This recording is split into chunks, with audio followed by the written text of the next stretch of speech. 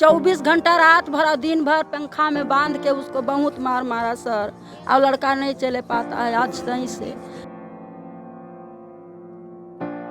हमारा घर वाला टेम्पू चलाता है, टेम्पू चला के आता है तो पुलिस लोग बहुत परेशान कर देते हैं। एक बार पकड़ा, इसी पे पकड़ा गया, वो पैसा लेकर फिर भी उसको मारा पुलिस लोग प्लाट पे ले कर।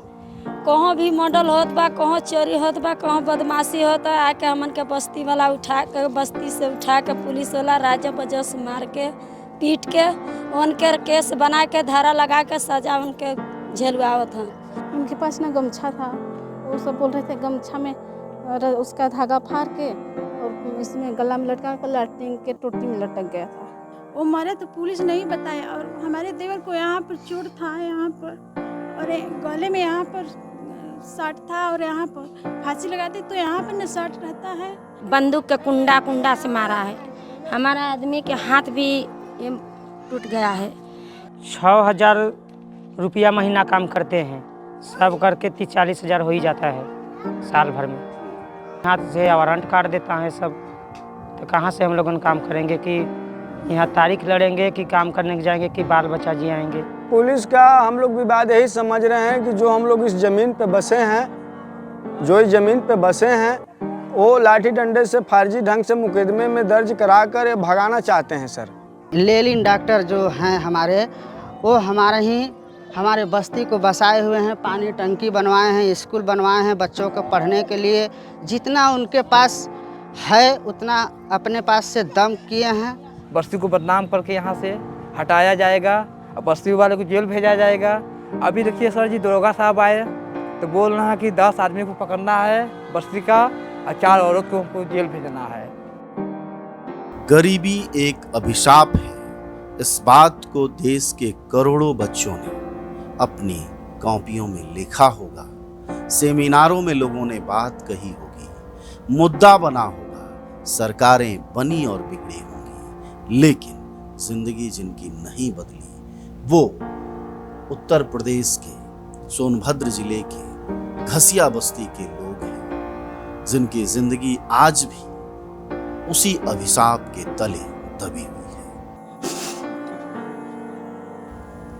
जी हाँ दोस्तों, यह कहानी जो आप सुन रहे हैं वह उन आदिवासी गरीब परिवारों की है जो कि कर्मा नृत्य के फनकार हैं। इन्हें लखनऊ की सत्ता तब याद करती है जब इनके कर्मा नृत्य को देखना और सुनना होता है, लेकिन उसके बाद यह पूरी बस्ती, रौप गांव की यह घसिया बस्ती अपराधियों चोरों की बस्ती हो जाती है।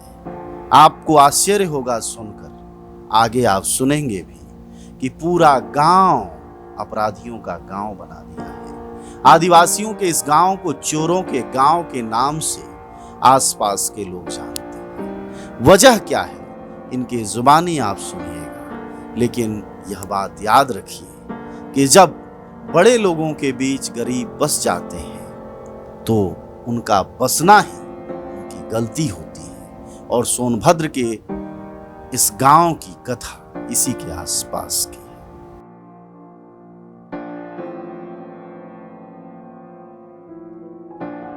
24 घंटा रात भर और दिन भर पंखा में बांध के उसको बहुत मार मारा सर। और लड़का नहीं चले पाता है आज सही से। उसको बहुत मार के जेल कर दिया, मिर्ज़ापुर जेल में पहला भेज दिया सर। मिर्ज़ापुर से बहुत हम लोग कोर्निश किए, बहुत वकील धरे, मंत्री धर कर छुड़ाया, किसी हाल से पैसा देकर छुड़ाने में फिर वैसी में नाम हुआ था, उसी नाम से जबे नहीं तबे हमारे लड़का के ले जाते हैं पकड़ पकड़ के। हमारे पति आए थे यहाँ पे अपने मौसी के गाँव, आए थे 2-3 दिन घूमने के लिए। तो उनका मोबाइल था, तो उनके मौसी के लड़के, पता नहीं किस लड़की को, बगली में के लड़की थी, उसी को दे दिए। तो इसने ये पूछे कि मोबाइल हमारा कहाँ है, तो बोले कि वो लड़की ले ली है। तो गए शायद उसके पास लेने, मोबाइल वोबाइल लेकर आए। तो उसके बाद वो लड़की कहा कर रही है कि हमें ये सब ऐसे कर रहे हैं, बदतमीजी कर रहे हैं हमारे साथ। हल्ला कर दी, अपने माँ बाप को बुला दी, मारे पीटे थोड़ा बहुत उनको। तो 100 नंबर आया, तो हमारे मौसी के लड़के को ले गए पहले, तो फिर इनको बाद में ले गए। तो मौसी से हम बोले कि उनको आने दीजिए, तो मौसी बोली नहीं, हमारे बेटे छूट जाएंगे तब आएंगे, वो ऐसे नहीं आएंगे। तब ये गए तो पुलिस वाले पकड़ कर इनसे पूछताछ किए और फिर हम लोग कहें कि सर छोड़ दीजिए इनको, हमारी बच्ची एक है। तो ये बोले कि नहीं अब नहीं छूटेगा, तुम्हारा पति जेल जाएगा। तो चले गए जेल। वहाँ से 6 महीने रहे। उसके बाद 6 महीने रहे, पैसे पाते थे, मिलने हम लोग जाते थे उनसे। 6 महीने रहे। उसके बाद एक दिन कॉल आया उनके दोस्त का आया कि हमारी दीदी से बोले कि पिंटू नहीं है, उसका डेथ हो गया है। वो मरे तो पुलिस नहीं बताया, और हमारे देवर को यहाँ पर चोट था, यहाँ पर और गले में यहाँ पर सट था, और यहाँ पर फांसी लगाते तो यहाँ पर न सट रहता है, तो उनका यहाँ पर सटता है, यहाँ पर और यहाँ पर था।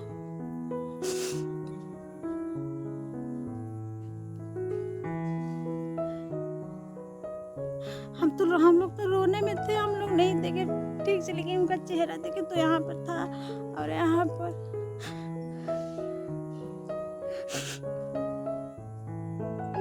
जिम्मेदार जेल वाले होंगे ना सर। जेल में तो एक चीटी नहीं पार हो सकती है, तो फिर फांसी लगा कैसे मर गए वो? सर हम गए थे काम करने के दिल्ली, वहाँ से हम गन्ने के काम करते हैं। साल भर में हम लोगों की वहाँ से छुट्टी होती है। वहाँ से जैसे ही हम घर पे आए, 2-3 दिन रहे, उसके बाद पुलिस वाले ले गए उठाकर, बस उठा के वहाँ से चालान कर दिए घुरमा जेल पे। बस अभी तक ले तारीख लड़ रहे हैं। कितनों हम कहें बाकी हमारी बात कोई नहीं मानी। सर ये तो आज 15 तारीख के है तारीख, हमारा यही 15 के है ये वाली तारीख। ये सब तारीख देखते हैं, ये पूरा ये सब तारीख के पर्ची है, ये भी है। कितना कमा के आए थे दिल्ली से और कितना लग गया? दिल्ली से सर हम लोग 6,000 रुपया महीना काम करते हैं, सब करके 30-40 हज़ार हो ही जाता है साल भर में। इसीलिए हम काम करें। तब से वहाँ से जब डाल दिया जेल पे तो ये 40-50 के लपेट में तो चली गया है पैसा। सब गैंगस्टर सब लगा दिए हैं।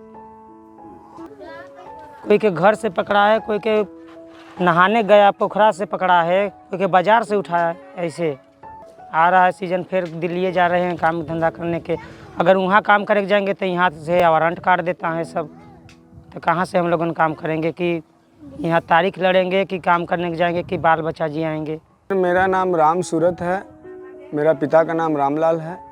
मैं रौप ग्राम सभा रौप घसिया बस्ती नगर पालिका सोनभद्र के रहने वाला हूँ और मैं कलाकार हूँ सर।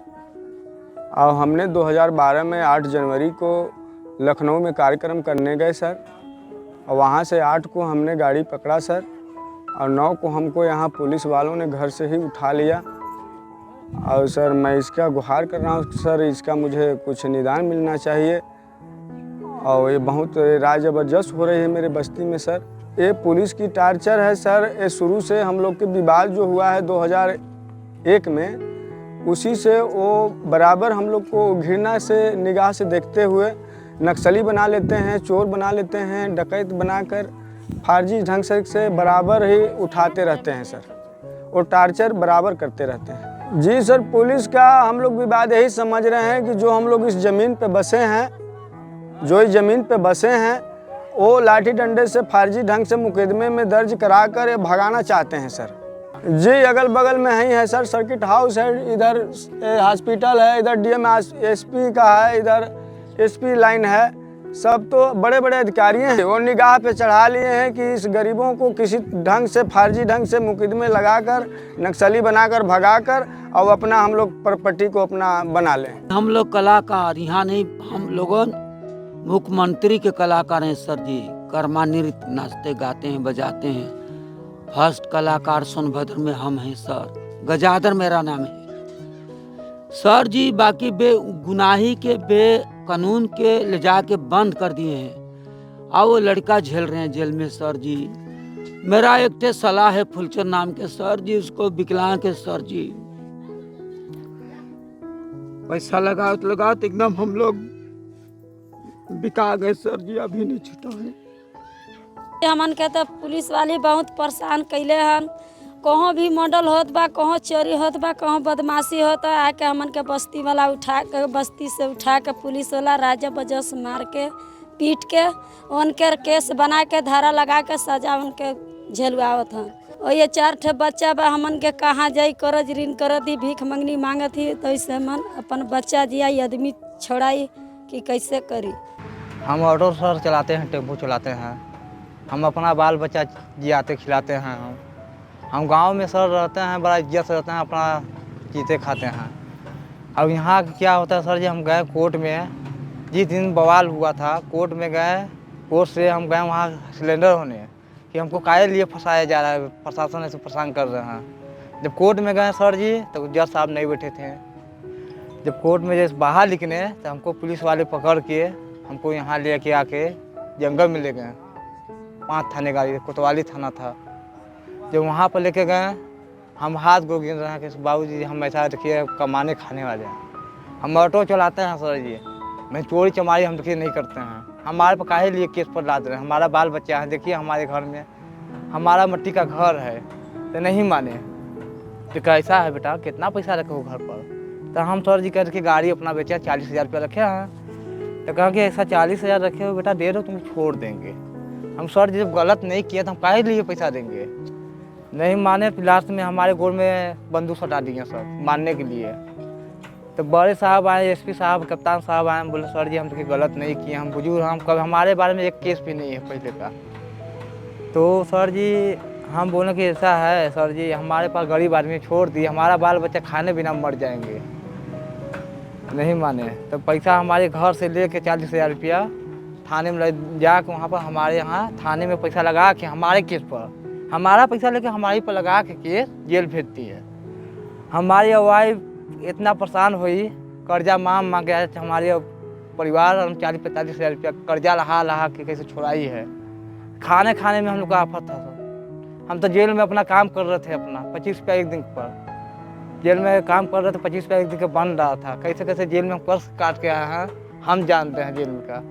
सर हमारा आदमी जब जा रहे थे चेन्नई काम करने के लिए और मऊरा पर गया वो ATM कार्ड से पैसा निकालने के, तो उसी में वहाँ पर वो हमारा आदमी वहाँ पैसा निकाल के वो आ रहा था ठेकेदार के साथ में। वहाँ में पहुँच गया मुंशी देवान, हमारा आदमी को दौड़ा के पकड़ लिया आना लाह कर, और उसी का पैसा लेकर और उसी को फंसा दिया कि ये चोरी का पैसा है, और इसी को वो मार कर राज जबरदस्त उसका हाथ भी मारा था, बंदूक के कुंडा से मारा है। हमारा आदमी के हाथ भी टूट गया है। लेकिन वो सर हमारा आदमी के राज जबरदस्ती हम बोले कि हमारा आदमी के टिकट देख लो, हमारा आदमी के सब देख लो, साकिट पिकट देख लो, बाकी वो लोग पुलिस वाले नहीं छोड़ा। उसको धारा लगा कर उसको बस का लूट छीन में उसको धारा लगा के आना लाह कर उसको भेज दिया। हम सर अपना आदमी को कैसे हालत से हम बकरी भी बेच दिया, अपना घर भी बेच दिया। हम अपना आदमी के हम छोड़ाने के लिए सर आना लाह के हमारा 70-80 हज़ार रुपया हमारा खर्च हो गया। बाकी तभी पुलिस वाला को कहा, हम इंस्पेक्टर को भी बोला, सबको बोला सर कि हमारा आदमी नहीं चोरी किया है, ना हमारा आदमी कुछ भी हुआ है। देख लो आधार कार्ड में चेन्नई के टिकट भी देख लो, बाकी नहीं छोड़ा। वो जो है कि अच्छा खासा कलाकार है, सांस्कृतिक विभाग से जुड़ा है और ओबरा रेडियो स्टेशन से भी जुड़ा है। वो अपना मेहनत मजदूरी कर कर खाता है, लेकिन चोरी बदमाशी कभी नहीं किया। लेकिन अचानक पुलिस वाले जो है कि उनको पकड़ कर उनको ले गए, जेल बंद किए। आज 2 साल लगभग हो गया, अभी हमारा भाई को सज़ा नहीं हुआ है, अभी तक जेल से बाहर नहीं निकल रहा है, बहुत तड़प रहा है।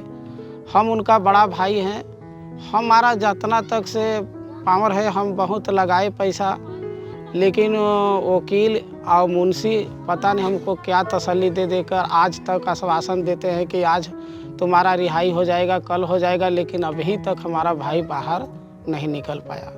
यहाँ पर पुलिस वाले बहुत हम लोगों के ऊपर दबाव किया गया है।